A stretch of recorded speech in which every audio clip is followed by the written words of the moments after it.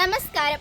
മലിനമായിക്കൊണ്ടിരിക്കുന്ന വൈദ്യുതിയെ എങ്ങനെ മലിനമാകാതെ കാത്തുരക്ഷിക്കാം എന്ന ആശയം ഉൾക്കൊള്ളിച്ചുകൊണ്ടാണ് ഞങ്ങൾ ഞങ്ങളുടെ ഈ പ്രോജക്റ്റ് തയ്യാറാക്കിയത്.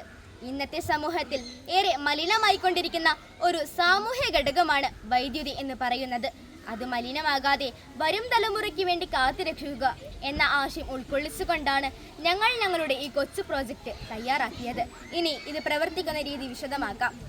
ആദ്യം ഒരു എയർ ടൈറ്റ് കണ്ടെയ്നർ എടുക്കാം. ഇതിലേക്ക്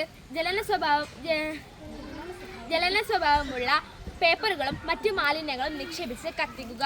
പിന്നീട് മെൻസൺ പൈപ്പ് ഇതിൽ ഘടിപ്പിക്കുക. ഇതിലൂടെ വരുന്ന ചൂടുവായു ഒരു ടാങ്കിൽ എത്തിക്കുക. ഇത് മേസൺ പൈപ്പിൻ്റെ സഹായത്തോട് വേണം ചെയ്യുവാൻ. ഇതിൽ നിന്നും ടാങ്ക് വഴി മേസൺ പൈപ്പ് കിണറ്റിൽ ഇറക്കണം.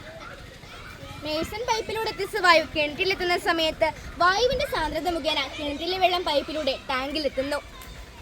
അതായത് എയർ ടൈറ്റ് കണ്ടെയ്നറിൽ നിന്ന് വരുന്ന ചൂടുവായു ടാങ്കിൽ എത്തിക്കുക.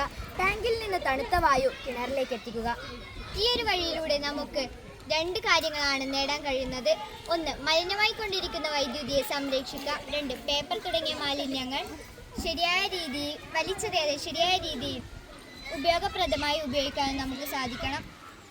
ഇന്ന് ഈ ഒരു കൊച്ചു പ്രവർത്തനത്തിലൂടെ നമുക്ക് ലഭിക്കുന്നത് എന്തെന്ന് വെച്ചാൽ ഒരംശമെങ്കിലും വൈദ്യുതി നമ്മെക്കൊണ്ട് കഴിയുന്ന വിധത്തിൽ സംരക്ഷിക്കുവാൻ സാധിക്കും.